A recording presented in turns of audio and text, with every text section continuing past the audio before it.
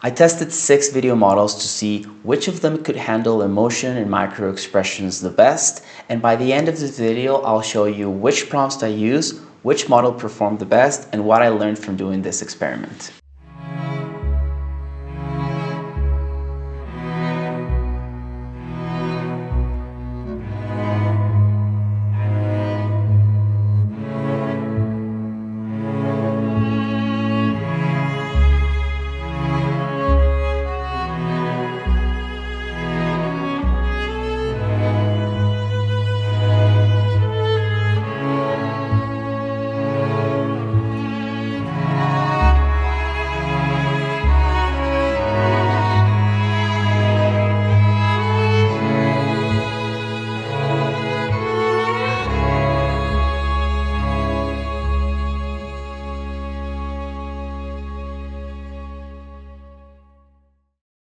AI video models, as we all know, are advancing insanely fast, and there are updates almost every single week with either new versions, new models, or just something crazy happening in AI world, and it's really hard to keep up. So my goal was to see how much control could I get from subtle emotional cues, micro expressions, transition within emotion, for example, going from anger to sadness or sadness to happiness, or really push for intensity and micro expressions. For this experiment, I tested the following 6 models: VO 3.1, Kling 2.5, Hailuo 2.3, Seedance Pro 1, 2.5, and LTX2 Pro. To keep the experiment consistent, I used the same prompt and the same starting frame to guide the video generation. I use structured prompts with timestamps. The theory behind it is that if I use timestamps,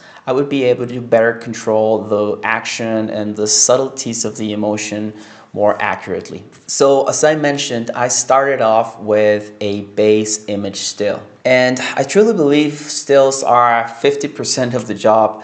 Most of the videos that I make really start off with an image, and the reason why that is, it's because with an image you can set the tone, not just for aesthetics and lighting and texture, but in this case, emotion. So we're starting off from a strong still that will guide the video model along with the prompt in terms of what sort of emotion are we trying to achieve. To do this, I began experimenting with Midjourney.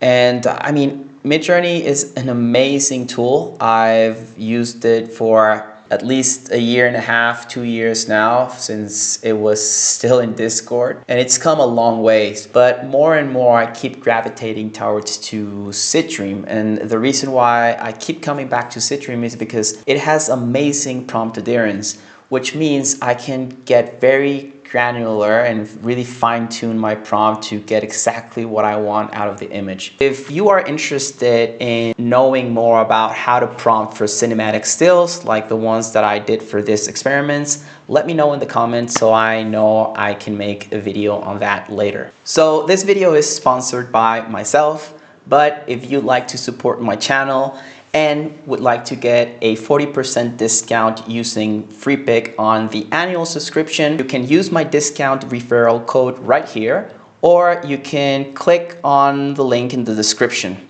Full transparency, I do get a small percentage, but I honestly believe it's a very good deal. You get 800 images to generate without spending credits when using the annual subscription. It's the only suite that I know of that has a deal like this one. But human emotions are hard to name and even harder to describe, so I naturally needed help. So I came into ChatGPT and really just prompted for the sort of action and emotion that I was going for, and I then asked to create a timestamp prompt guiding the beat of the action. So I would tell how much, like how long the video would be. In this case, it's 5 seconds, and what specific emotional cues I was going for. Another nice tip that I like to do inside of ChatGPT is to ask to generate the prompt inside of a code block, and that way you can just copy and paste super easy. So now that we have the prompt, I used Weavy to generate all of the videos with a single click, which is very handy and saves a lot of time. You can also do this inside of FAL AI. So for example, you can come to FAL, you can go into the new sandbox feature, which is essentially the same thing. You can select what type of generations you want to do, put your prompt, put your image, and then you can run all of the generations at once. For example, in this case, this would run to around $8.40. So let's move into the comparison and see how these models performed against each other. So the first thing to note here is that out of the 6 models, only 3 have native audio capabilities. Those are LTX Pro, Theo 3.1, and 1.2.5. And the fact that they actually have native speech or native dialogue enabled makes that to be a very useful thing. So for example, let's see LTX generation here. You think you could just walk away after everything? So that's actually really cool, just because the voice is very convincing. I actually try to recreate something like that. I'll show you later in the video, and we still don't have like voice models capable of doing something like this. However, something that I noticed among all of the LTX generations across the tests is that it tends to be a little bit too much. So it's definitely on the exaggerated side and maybe not that natural. Other than that, I think it's a really cool. None of these models really did a bad job. That's something that I want to highlight. The 6 models are really good. But as we're going to see across the video, some are better than others for different use cases. For this first test, I fell in love with what Hailuo did, especially at the very end. You can see how subtle this range goes from rage to that moment where she gets her heart broken for some reason. I don't know what's happening in that interaction, but this is something that I was going for, which is grief in her expression. And I really loved what Hailuo did. For this next test, I wasn't going so much for range as in the previous example, but more for the intensity of the emotion. So this emotion is sort of like despair and abandonment. As you can see here with the prompts I am using, there is dialogue. This was generated by ChatGPT, and I thought it was worth testing. And although some of the models don't have that native dialogue capabilities, I actually found it quite useful, and I think it somehow influences the emotional. Dad, don't leave, please. Once again, here with LTX, we have sort of like a bit of an exaggeration in terms of the performance, but still not a bad video though. I learned a lot about tears in this video, and also how hard it is for all of these models to handle crying in general. And this is something that I really liked about Kling. It seems to be very good with fluid dynamics, and you can see in this example with the tear at the very end where it sort of like rolls of the kid's cheek. I thought that was very nice, and I saw this happening across like different examples where there are some tears, like the other models such as like Veo or One, as you saw previously. They don't handle like the liquids so good, and the tears look sort of like fake. Even Hailuo here, that's pretty good. Like you can also see like the tear rolling off not being that amazing, but it's still like all of them have really good generations. With Seedance, for example, you can also see that problem in the tears not looking very realistic. Moving on with more tears, we have this woman going from a very sad moment into happiness. There's definitely a sad story going on here. But anyways, moving on with tears, we can also see again some of the same problems happening. Not just the tears here, but the texture as well. VO 3.1 here generating a very weird looking tear. So again, having problems with those like physics. Although like we gotta say, like if we tried something like this with previous models, we've definitely come a long way when it comes to crying and tears. It's getting way better. However, once again, we have Kling here and it's looking pretty good in terms of physics and the way she brushes that tear off her cheek, stretching a little bit of the skin, just a very realistic generation. Hailuo doing a very nice job as well, how that like tear drops off at the very end, it's looking really, really nice. And Seedance having a bit of a problem there with physics, was going for something way more subtle, not grand expressions or emotions, nothing super fancy, just subtle cues here and there. And let's see how this model is compared. This is the prompt, and as you can see here at the very end, start with a sort of like neutral expression going into that happiness range and then end up with the tear rolling down the cheek. However, as you can see, like none of the models actually could generate a tear from scratch, starting from a neutral position. Out of all of this, my favorite was Hailuo, although didn't really follow my prompt, but I found the action to be like quite natural, and I really loved that hint of a dialogue there. Not really know what he's saying, but I just found it like super natural, this expression. Again, a lot of this like appreciation test is highly subjective, so let me know in the comments which are you finding to be the best model so far. For this video, I was going more for quiet affliction, sort of like a woman looking worried and just prompting for very subtle emotional cues, like having her jaw tighten or having her trying to stay composed, even though there's very visible intense emotion going inside of her. And most models here performed really well. Something like LTX, again, it's looking very exaggerated, even in an action which is supposed to be subtle like this one, still manages to like do some very like unnecessary camera movement and pulls focus and even like distorts a little bit of the image.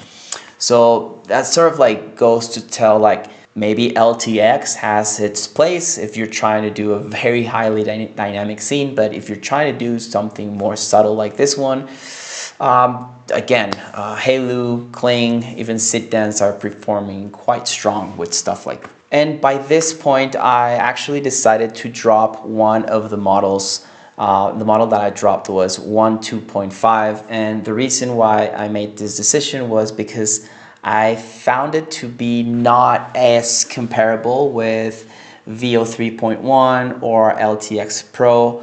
It wasn't performing that strong in terms. From this point on, I decided to just test with the other 5 models, and I think with some of them I also dropped LTX precisely because of these very exaggerated characteristics, although I'll show you an example later on where it was actually quite nice to see. So moving on with the next example, I was going for something like intense thriller here where she's receiving a call from maybe like the kidnapper or something. And starting off with LTX, we can see a really cool generation, although very exaggerated, but definitely you gotta love the intensity there. Similarly to the other examples, the range there, it's not that smooth. In this case, it sort of like goes from 1 to 100 in less than a second. But then again, if you are going for something like this, you know LTX will give you the highest intensity available all of these models, really. I really like Seedance generation. This is the one that I actually picked for the curation out of all of these. This is a scene where everything's quite calm, not a lot of action happening, and I've found Seedance to perform quite well in this sort of like circumstances. Although, to be honest, like all of them performed really, really well here. Really hard to pick the best one. Again, a very subjective appreciation here. So for this next scene, I was imagining sort of like our character finally catching on the responsible of the person who destroyed his life, and now he has that person in this interrogation room, sort of like going for a more of like retribution or vengeance scene. And I want to see how like we can push that range of trying to hold together the intense anger the man is feeling, right? So I really love the generations here out of all models. Again, I went for Kling. I don't remember if it was Kling or Hailuo, but both of them performed very strong. LTX here not really delivering the best results. That tier, again, as we saw previously, it's quite distracting and maybe a little bit too much of like that focus rack in not a very necessary way. Seedance tends to do this like interpretation of the prompt where I've noticed it adds the person like at the edge of the frame.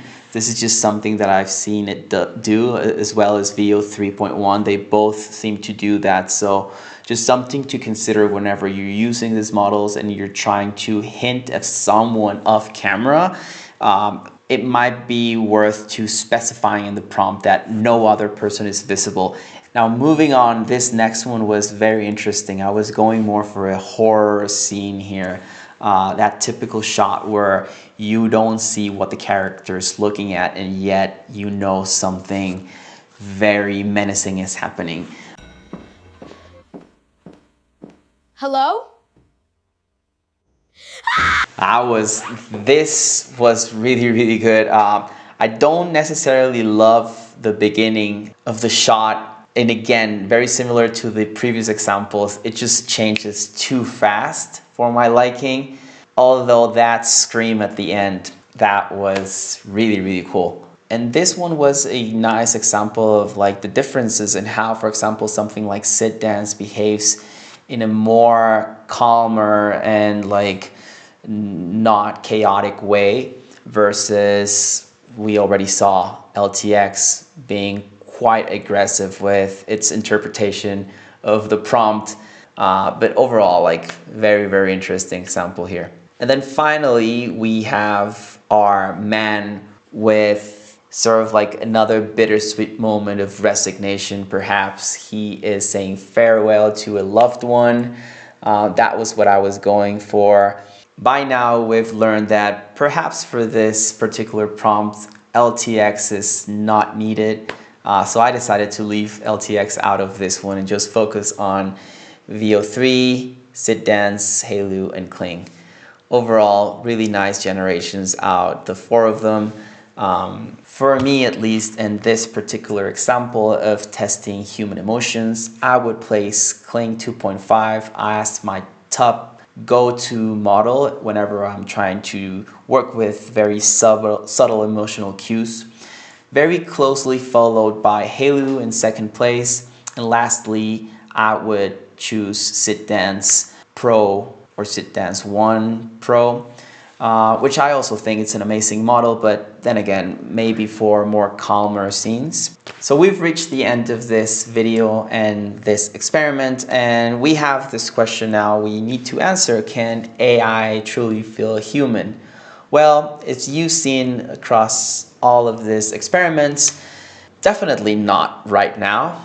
I think we're still a bit far from that. And we might also need different ways to input emotion into our AI video generations. Text prompting is quite limited in that regard, so I believe 2026 will be the year where we will see more powerful video-to-video models such as Act 2 or 1.2.2.